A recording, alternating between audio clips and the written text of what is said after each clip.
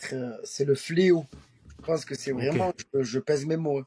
C'est un fléau, c'est quelque chose de très, très malsain.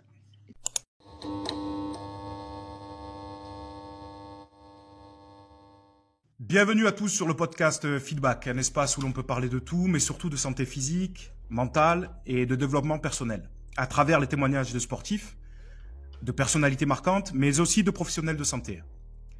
Dans cet épisode, on a le privilège d'accueillir Yazid Touchan, une personnalité au parcours fascinant, avec des moments d'exaltation et des moments plus sombres. Yazid, merci infiniment de nous offrir ce moment pour te découvrir. Merci à vous. Et Merci. sache que c'est un immense plaisir et je me languis de plonger et de faire plonger les auditeurs dans ton histoire. Avant de commencer, c'est la tradition. Est-ce que tu veux bien te présenter? Oui, bien sûr. Bon, bah, déjà, bonjour à tous. Merci de m'avoir invité. Je suis honoré d'être ton invité aujourd'hui. Donc, je m'appelle Yazid Chouchan. Je suis combattant professionnel de MMA. J'ai signé récemment dans l'organisation numéro 1, voire numéro 2 mondiale, qui est le PFL. Et je suis ancien rugbyman de la sélection algérienne. Donc, j'ai un parcours de rugbyman et un parcours de boxeur. Donc en parallèle et là maintenant je suis uniquement combattant professionnel de même. Ok, bon, c'est super. Yazid, je voulais voir avec toi parce que le MMA, c'est un sport qui est intriguant pour beaucoup. Est-ce que tu peux nous éclaircir sur sa nature et nous expliquer les règles de base? Oui, ben, le MMA, comme signifie le nom, MMA Mixed Martial Arts, c'est un mélange de sports de combat. Donc on va retrouver de la boxe, du pied-point, du kickboxing, de la lutte et du grappling. Alors c'est un mélange de plusieurs sports, mais ce n'est aucun de ces sports. En fait, on peut être champion du monde de kickboxing et ne pas s'adapter du tout aux règles de MMA et ne pas être à l'aise dans une cage. Donc c'est vraiment un sport assez particulier. Bon, pour ce qui s'agit des règles, les combats se passent en 5 minutes, les rounds se passent en 5 minutes, donc 3 rounds de 5 minutes. Et pour les ceintures, c'est 5 rounds de 5 minutes à l'intérieur d'une cage.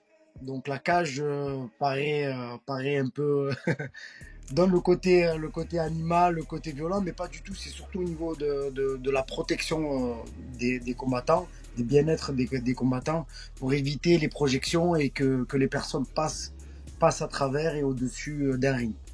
Voilà. Ok, ok, ouais, c'est pas du catch. C'est pas du tout du catch. Ok. Et tu disais que tu avais fait du rugby. Est-ce que ça t'a aidé dans ta pratique du MMA? Ouais, bien sûr, le rugby m'a aidé. Au rugby, on connaît ce sport. Il y a le défi physique. Donc, c'est ce qui m'a apporté énormément au MMA. C'est ce côté où je n'ai pas eu de barrière à aller chercher le contact. Donc, j'ai pas eu d'appréhension grâce au rugby. Après, j'ai développé des qualités physiques au rugby qui est l'explosivité, qui est le plaquage, que j'ai pu m'en servir, que je m'en sers toujours actuellement au MMA. Et ça a été vachement beaucoup plus facile pour moi de passer du rugby au MMA. Ouais, grâce au T'as rugby. aussi, t'as aussi développé tes crochets du gauche et du droit sur sur les terrains de France. Ouais, des fois, ça m'a permis. Je te taquine, je te taquine. Je voulais te demander, forcément dans ton sport, tu veux être le meilleur et tu recherches l'excellence, j'imagine. Bien sûr. Euh, pour la performance, chacun de nous, on a nos points forts et nos points faibles. Toi, est-ce que tu es plutôt du genre à travailler sur tes points forts? Est-ce que tu en as besoin d'ailleurs? Ou tu essaies d'être le plus complet possible? Alors j'ai eu plusieurs phases en fait, j'essaye d'évoluer. Bon, chaque combattant essaie d'évoluer, chaque compétiteur essaie d'évoluer, d'être le plus performant possible, que ce soit dans un stade ou dans un ring ou dans une cage. Moi actuellement en tant que combattant, j'essaye de développer le maximum d'options, le maximum d'armes pour être prêt le jour J et ne pas avoir de surprise. Parce que chaque combattant est différent chaque combattant un atout différent. Donc, si je me prépare le plus possible, logiquement, j'aurai le moins de surprises possible et ça sera bon pour moi. Ok. Tu parles de préparation. Je vais te poser une question plus globale. Comment ça se prépare un combat au PFL? Qui organise les contacts, les réseaux? Comment ça se passe? Alors, nous, c'est un peu plus difficile. Bon, je le compare indirectement un peu avec le rugby. On est un sport qui est nouveau, qui est légalement est très très récent, qui a 2 ou 3 ans.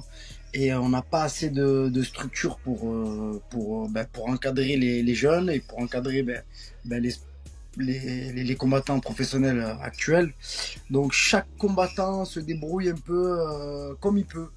Moi, j'ai eu la chance d'avoir eu beaucoup de préparateurs physiques au rugby. Donc c'est une phase de travail qui me plaît énormément. Donc j'en ai fait mon métier, j'ai passé mes diplômes d'État. Et du coup, c'est quelque chose qui m'intéresse et je développe mes qualités physiques seul. Donc sans structure, je suis autodidacte, on va dire. Mais tu as une équipe avec toi, c'est-à-dire que tu as défini, par exemple, je sais pas, je te dis une bêtise, un préparateur physique, un préparateur mental, la diète, où tu te réfères à ton parcours et ton expérience. Alors j'ai mes préparateurs de boxe, donc un préparateur pied-point de kickboxing et un entraîneur préparateur de MMA, donc spécifique au MMA. Ensuite, pour tout ce qui est diététique, alimentation, bien sûr, parce que bon, c'est une très grande partie, une très grosse partie dans le monde du MMA. Et préparation physique, je m'en occupe seul. D'accord, ok. Ok, compris. Et dans cette quête-là de performance, le maîtrisable, il est essentiel. Comme tu dis, tu prépares tout en amont pour pas avoir de surprise le jour J. Est-ce que tu peux nous décrire donc ta préparation, ta journée ou ta semaine si tu veux, ton régime alimentaire parce que ça m'intéresse et, euh, et comment tu trouves l'équilibre entre le travail et le repos? Parce que tu sais, on a tendance à travailler énormément quand l'épreuve arrive, quand le combat est annoncé. Toi, comment tu t'organises en fait? Alors, donc, je vais passer étape par étape. Ouais, Pour vas-y, ce qui essaye. est alors j'appelle ça, bon, on appelle ça tous en général une programmation. On essaie d'avoir une programmation, on essaie d'installer un planning, un planning en amont. Ben, si on a la chance d'avoir une date, donc on va calculer le nombre de semaines, le nombre d'entraînements qu'il va falloir faire pour arriver à cette date.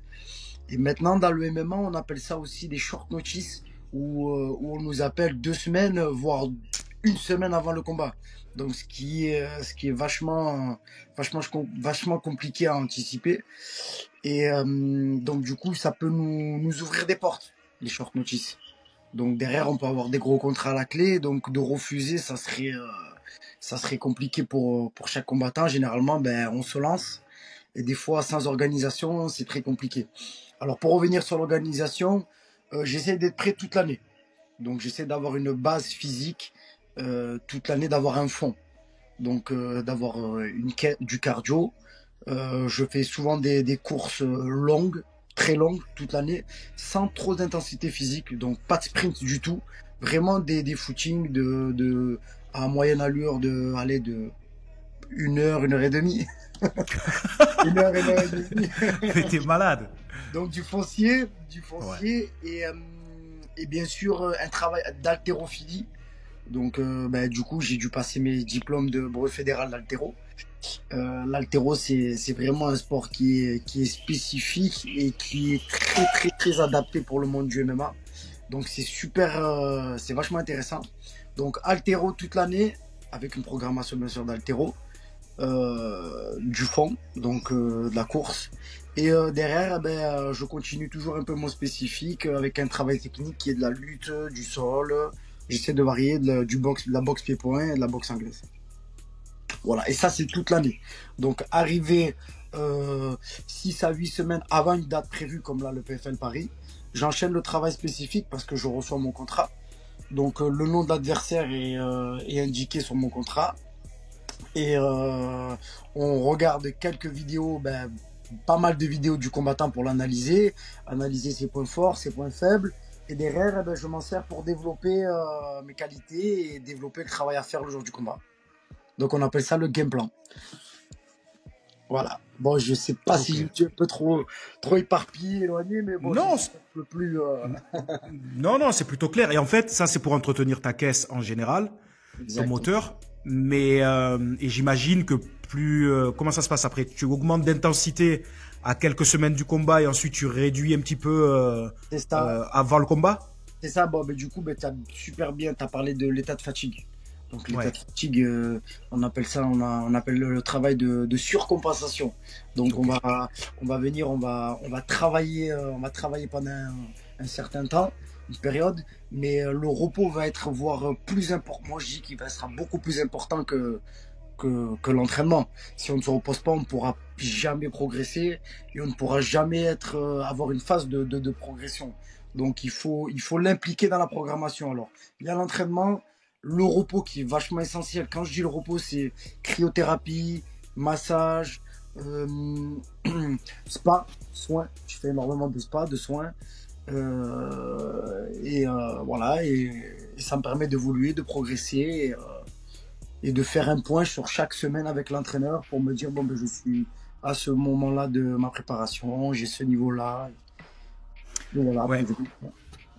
C'est intéressant ce que tu dis parce que moi, quand je discute avec des sportifs, pour certains, ils travaillent énormément et ils oublient cette phase de récup et de repos. Ils ont l'impression qu'en travaillant plus, ben c'est mieux pour la performance. Et en fait, il y a, comme tu dis, il y a un équilibre à trouver entre la charge de travail et le temps de repos et même le temps de bien-être, tu vois. C'est bien sûr, hyper, bien sûr.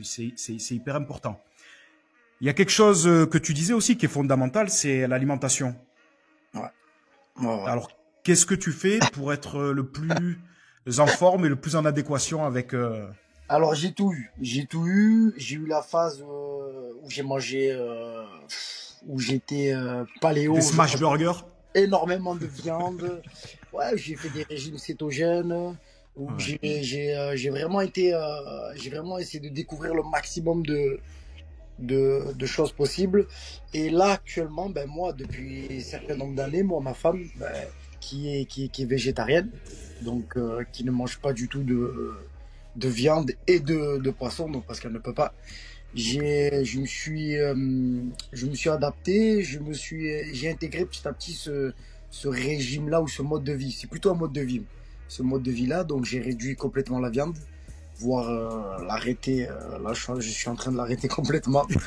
Et je trouve que ça me va bien. C'est quelque chose qui me fait progresser. Au niveau du cardio, je le ressens. Au niveau de ma récupération musculaire, au niveau de ma santé globale, c'est quelque chose qui est positif. Et comment tu compenses alors justement ce... Parce qu'on a l'impression que la viande, c'est que les protéines, etc. Comment tu Ouais, compenses ça? protéines végétales, Ok. légumineux. Donc après, c'est spécifique à l'alimentation parce qu'on doit calculer son nombre de calories, on doit Mhm.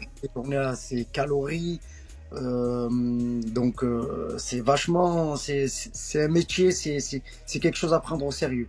Et c'est ce qui va nous donner ben, la performance le jour J, quoi. Si on n'est pas au niveau d'alimentation, on n'est pas ok, on n'est pas au top. Le jour J, on sera souvent sur une contre-performance. Ok, je comprends. En fait, toi, c'est devenu ton mode de vie et donc ça passe Bien sûr, plus facilement. bien sûr, je l'ai intégré, c'est devenu un mode de vie. L'alimentation, c'est comme la préparation, c'est autant important que ma préparation physique. Donc, j'essaie d'être le plus carré possible, d'avoir une programmation la plus détaillée possible pour laisser aucun détail, aucune chose passer à Au travers. hasard. Au Mhm. hasard, ouais, ouais, non, il n'y a pas de place pour le hasard. Ok, ouais, je comprends. Et est-ce que tu prends des compléments alimentaires? Est-ce que tu prends des choses qui font que, ben, pour ton confort articulaire, pour que tu te sentes mieux? Bien sûr, je fais des cures de collagène, des cours d'arthro complexe. En fait, je suis en partenariat avec une marque de compléments alimentaires. Et du coup, c'est une marque de compléments alimentaires française et qui me convient super bien. Et du coup, oui, je fais souvent des cures de compléments alimentaires pour pas être en carence. D'accord. Mais ouais, c'est ça, exact. Et est-ce que tu peux nous expliquer ce qu'est le cutting? Parce que on voit des fois des images, on Ah, voit des images quand même qui sont hard, tu vois. très hard. Moi, je trouve ça assez choquant. Est-ce que tu peux nous expliquer ce que c'est? Bien sûr. Est-ce que c'est encadré? Et quels sont les dangers si c'est mal fait? C'est le coaching, je pense que ça va être, c'est le fléau. Je pense que c'est Ok, vraiment, je pèse mes mots, hein. C'est un fléau, c'est quelque chose de très, très malsain. Malsain, je j'ai pas honte de le dire parce que je le pratique, je le fais parce que par obligation, parce que je ne peux pas combattre actuellement mon poids actuel, mon poids de forme en général, enfin mon poids, le poids où je suis toute l'année, hmm, et tous les combattants au monde professionnels le font, mais c'est quelque chose de très malsain qui je pense par la suite on aura pas mal de séquelles, on va subir, je pense on va, on va payer les pots cassés. Ouais. C'est quelque chose qu'on payera dans l'avenir. Ouais, c'est quelque ok. chose. Et toi, tu le fais donc? Est-ce que tu es encadré pour le faire? Comment tu le gères ça? Alors, moi, j'ai eu la chance de rencontrer mon entraîneur qui est Jean-Michel Foissard, donc Ok. qui est dans le milieu médical et du coup qui a pas mal de connaissances sur la réhydratation et sur là, le protocole de coaching. Je vais rentrer un peu dans les détails Ouais, s'il te plaît. ouais, qui est à la base avec une alimentation donc cétogène où on mange uniquement des protéines et des lipides et on enlève tout ce qui est source de glucides pendant X temps, donc admettons une semaine. Ensuite, je passe en surhydratation, donc j'augmente mon volume d'eau qui est de chaque jour qui est de 4, 5, 6, 7. Mon pic est à 7 litres d'eau à la journée, donc qui est vastement costaud. Et ensuite, au fur et à mesure de la Fight Week, donc la semaine du combat, je réduis mon niveau d'eau. Donc mon corps a l'habitude d'évacuer parce que il a l'habitude de boire beaucoup d'eau. Donc il évacue. Et juste avant le jour de la pesée du cutting, je coupe l'eau totalement la journée. Donc mon corps continue à évacuer, mais il n'y a plus d'eau qui rentre. Je n'ai plus de source de glucides. Je coupe mon alimentation et je me déshydrate. Donc c'est la partie la plus compliquée. La déshydratation, ça peut se faire dans un bain ou dans un sauna. Donc C'est ça, chaque toi, je t'ai personne vu, je crois, dans un bain, je crois, je t'ai vu, ou un truc comme ça. j'ai eu les deux, et ça dépend on va dire mon état d'esprit. J'ai des phases où je suis incapable de rentrer dans le bain parce que je suis au bout, je peux physiquement, je n'y arrive même plus à rentrer dans le bain. C'est très très compliqué pour moi mentalement. Et maintenant, je préfère le faire dans un sauna portatif où il n'y a que mon corps qui est à l'intérieur et ma tête qui est à l'extérieur. Donc cette phase-là, je suis en phase de déshydratation et je perds environ le soir, enfin la journée, je suis à 5, 6 kilos. C'est incroyable. Franchement, c'est incroyable. Et ça, le PFL ou alors les autres, l'UFC, etc., est-ce qu'ils regardent ce que vous faites? Est-ce que vous êtes suivi ou ça, ils s'en occupent pas, vous vous débrouillez? Zéro, aucune. Vous arrivez au poids. Le but, c'est d'arriver au poids et basta. Exactement, il y a eu pas mal de soucis, il y a eu beaucoup. Maintenant, actuellement, il y a énormément d'organisations qui ont du mal à avoir des cartes complètes parce que tu as des combattants qui n'arrivent pas à faire le poids. Ça Ouais. arrive. C'est ce qui s'est passé pour Baki de Bah, son précédent combat, je crois. moi, ça m'est arrivé à Abu Dhabi. J'ai essayé de descendre de catégorie, donc de descendre dans les moins de 60 kilos. Tu fais combien? Tu fais combien normalement? C'est Alors, quoi ton poids de l'année? l'année 85. 80. C'est un truc de. Je rigole, mais je te jure, c'est un truc de malade. Et je C'est un combats truc de malade. à ma caté du PFL, c'est Ouais. 70 Ok. kilos. Et je Ok. suis 10 kilos. Voilà, C'est donc, ouais. pour te donner un peu le niveau, ça cut énormément. C'est hyper dangereux. Il y a eu des morts aussi. Donc, mais les organisations ferment les yeux un peu, on va dire, sur cette façon de faire. Et Ouais, c'est tout pour le show. Tout pour le show. exactement, Ouais, je comprends. exactement. On va parler d'autres moments difficiles parce que ça, pour moi, le cutting, c'est un truc de dingue. C'est les défaites et les KO. Je sais que ça t'est arrivé. Bien sûr. Comment tu l'as vécu physiquement et comment tu l'as vécu mentalement? Parce que l'ego, forcément, il en prend un coup. Ouais, bien sûr, on est Comment compétiteur. tu te relèves de ça? Est-ce que tu as des clés? Oui, oui, bien sûr. Ben, euh, après, tout va dépendre de l'état d'esprit du Hmm, combattant. D'abord, la raison pour laquelle il va. Déjà, il faut personnellement, je fais un travail sur moi-même, me demander chaque événement pourquoi je le fais, quelles sont les raisons qui me motivent actuellement à rentrer dans une cage euh, et combattre avec une personne. Ça peut être une raison financière, une raison personnelle, d'âge, on va dire, de souvenirs, d'aventures, de ce qu'on veut. Ça c'est propre à chacun. hmm. Et je pense que l'entourage fait énormément. Si le combattant a un entourage, on va dire, sain, avec des personnes qui le soutiennent régulièrement, un entourage sain, une famille ou un entraîneur qui permet d'avoir des moments avec, je pense que ça joue énormément sur la défaite et ce qui permet de rebondir par la suite. Donc voilà, ouais. On va avoir un entourage. Et après, moi, je lis beaucoup. Donc, je m'intéresse euh, pas mal aussi au développement personnel, aux aventures, aux histoires de d'autres athlètes. Donc, qui vont me permettre ben, de trouver des astuces pour avancer Bien et sûr. par la suite. Ouais. Oui, c'est ça qui est intéressant, c'est de savoir comment eux ont trouvé les clés, tu vois, parce qu'au final, tu le sais que quand tu rentres dans la cage, il peut se passer tout et n'importe quoi. Et t'es préparé, tu vois. Ouais. Mais je te parlais en off tout à l'heure, on parlait de Jordan Zebo. Ouais. Je me dis, c'est difficile, tu vois, de revenir et de nouveau combattre après, tu vois, ce genre de chaos, Bien sûr, c'est surtout tu ce qu'il y vois. a avec Jordan. Ben moi, j'y étais parce que du coup, on a combattu sur la même carte.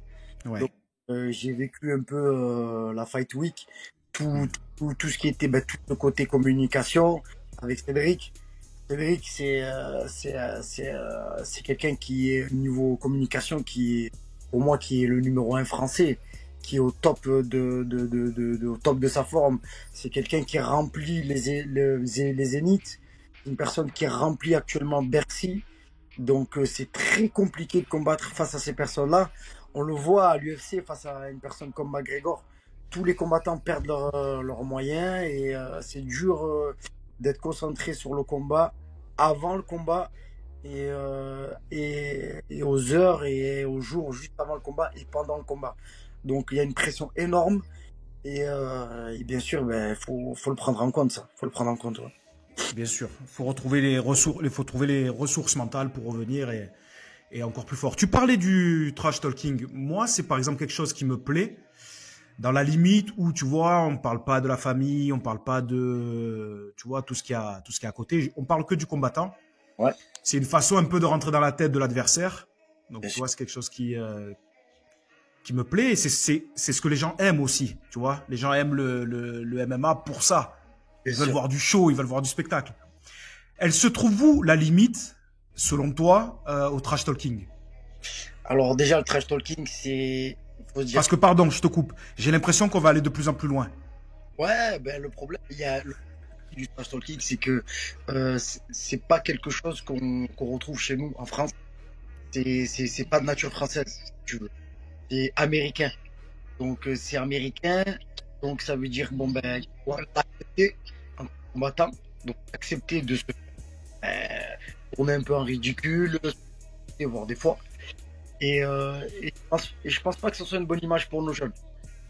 Donc parce que maintenant, il y a tout qui se mélange. Comme il n'y a pas de structure et pas d'encadrement, ben, les jeunes, des fois, ben, moi je suis actuellement entraîneur, je le vois, ben, ils mélangent, ils pensent que le trash talking passe avant la performance et les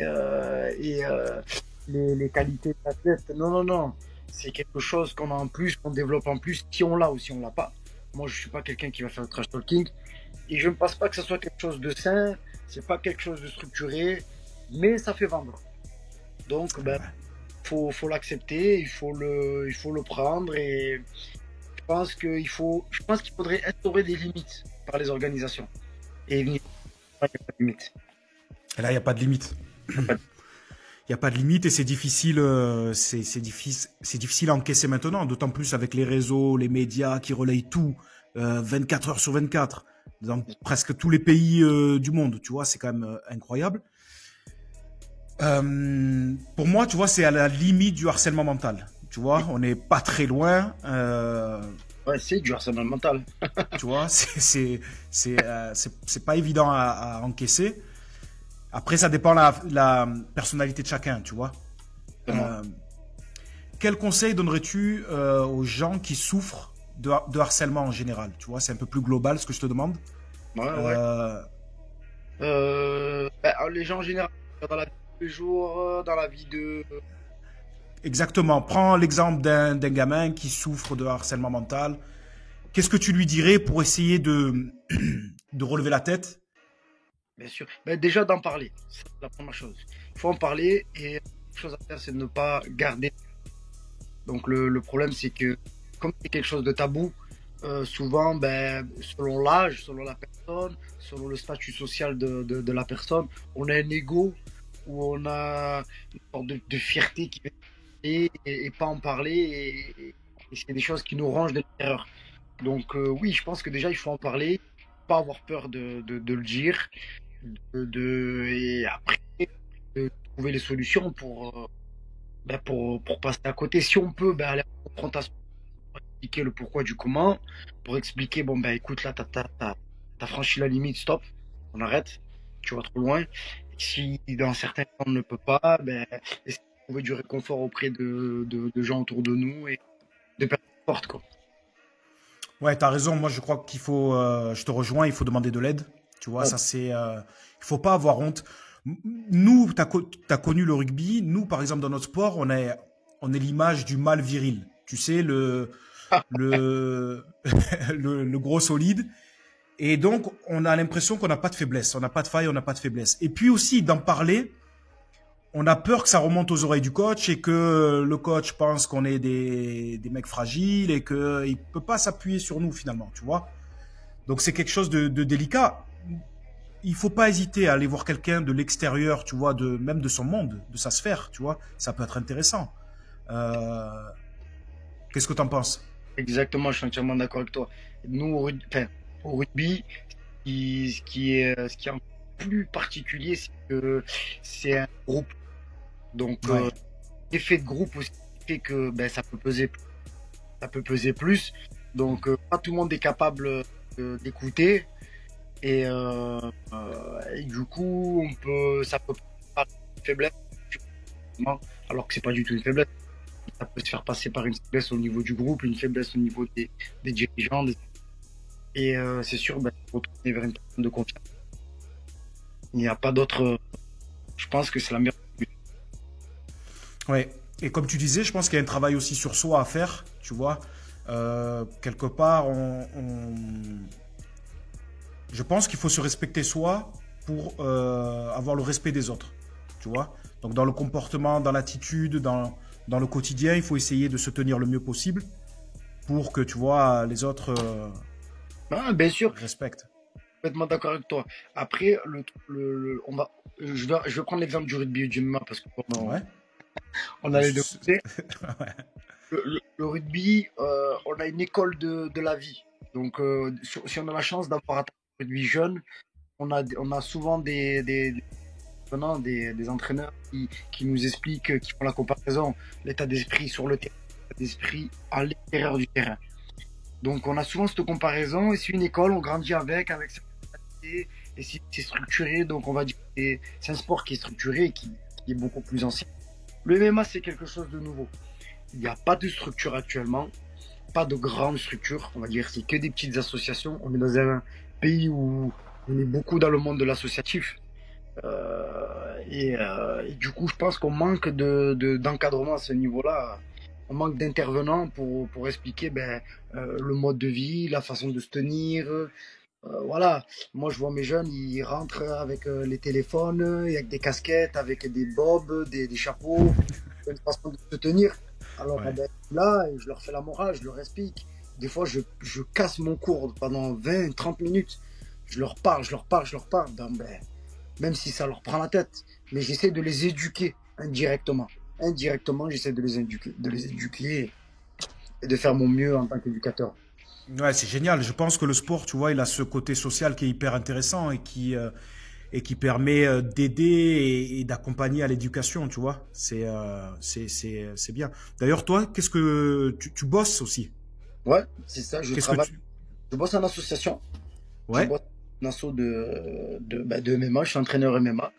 Et ok. je suis en indépendant, je suis coach sportif, donc je bosse, je fais du coaching individuel, du coaching small group training, mais adapté aussi pour tout ce qui est après opération, avant opération et voilà. Ok, génial, terrible. Tu fais énormément de choses. Et T'as beaucoup. ton boulot, ta vie de famille, ton métier de combattant au PFL.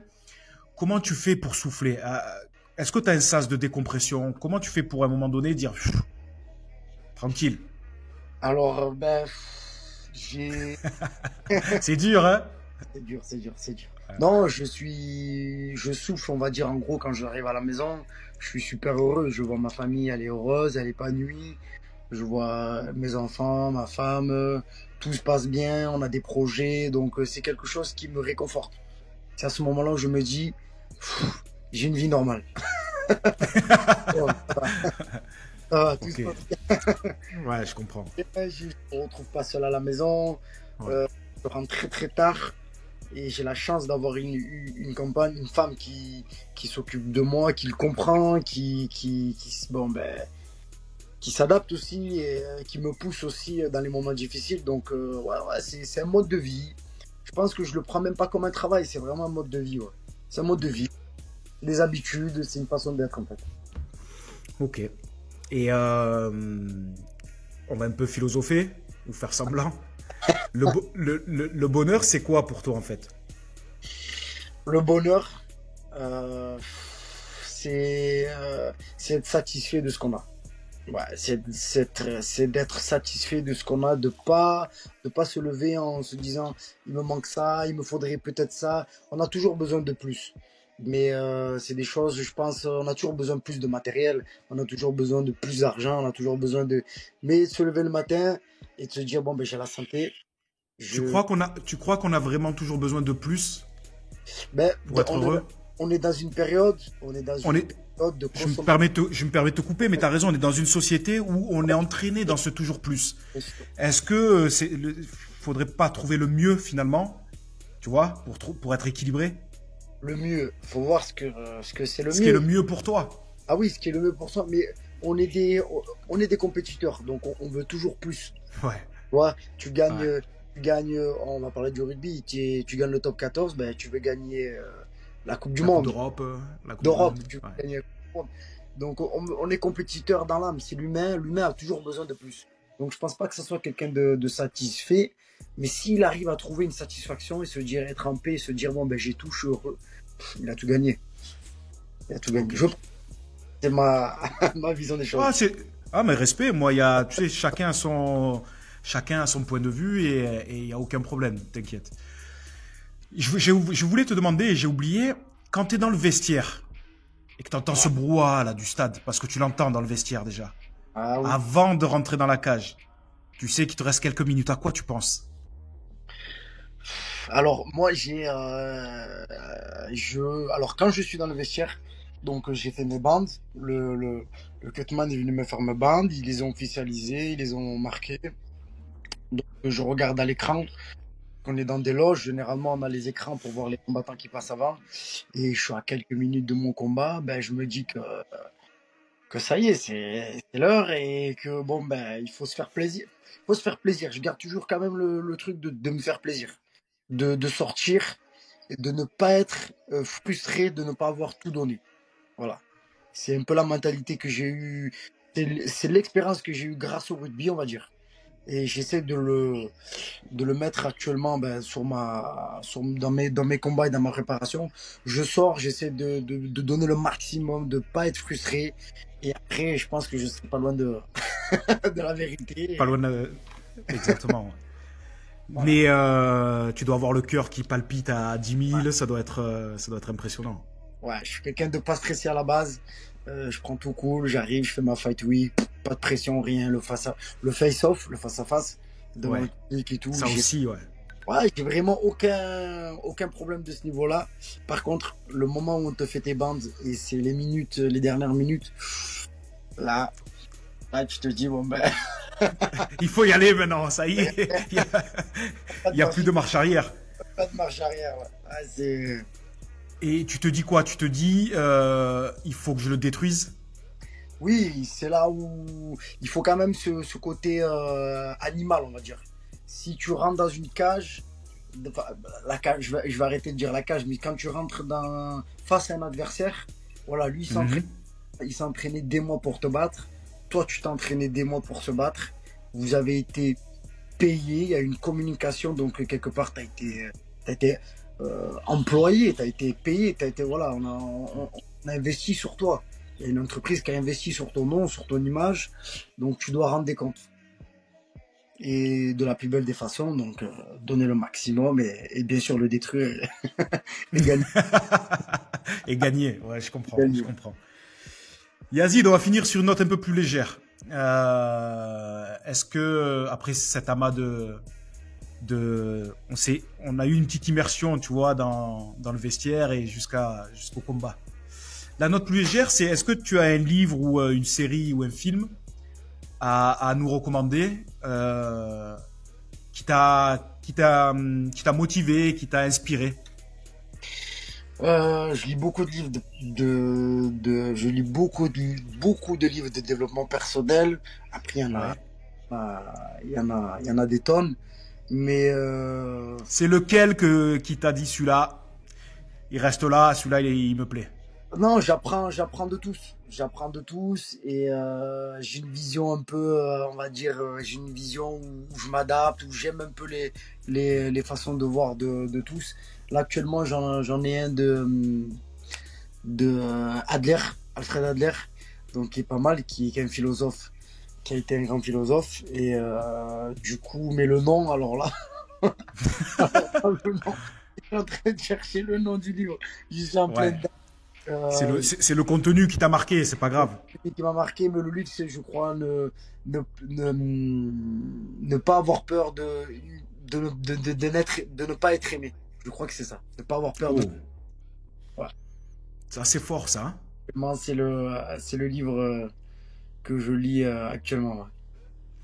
C'est vrai Ok. que le pas plus marqué que le titre. Ouais.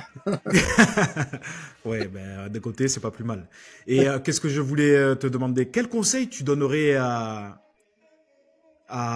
au petit Yazid? Si tu avais un conseil à lui donner, quel conseil tu lui donnerais? Ouais, et de ne pas avoir peur d'entreprendre, de faire les choses, de faire tout ce qui se passe, de ne pas avoir peur de rêver et de croire en tout ce qu'il fait. Donc, de se lancer dans un projet, de se lancer dans quelque chose de fou et de le faire à 100%, de pas avoir de regrets. Et je pense que je pense que c'est un beau conseil. Ouais. C'est ce qui Ça, m'a c'est manqué magnifique. un peu plus jeune et que je retrouve actuellement maintenant. Je me lance dans tout ce que je fais à 100% et bon ben ça paye donc C'est magnifique. C'est magnifique. Je pense que c'est un joli conseil. Où est-ce qu'on peut te suivre, Yazid? ouais. Alors on peut me suivre ben, sur les réseaux sociaux donc Ouais. Instagram, Facebook, TikTok, Allez, Snap. fais la promo, fais la promo. Promo, alors non, je combats le 7 mars au PFL Paris donc qui va être à Bercy et qui sera retransmis en direct sur RMC Sport. Donc voilà, j'espère que ça vous plaira et en tout cas, je serai prêt pour ce combat-là. Parfait, Yazid. Encore une fois, merci infiniment. Personnellement, je me suis régalé. J'espère que les Ouais, gens auront apprécié aussi. Force à toi pour le prochain combat le 7. merci beaucoup. Tu sais très bien qu'on est avec toi, on te donne de la force. Merci On beaucoup. est ensemble et lâche rien, ok? Je te remercie énormément. Merci beaucoup. Merci, merci à toi.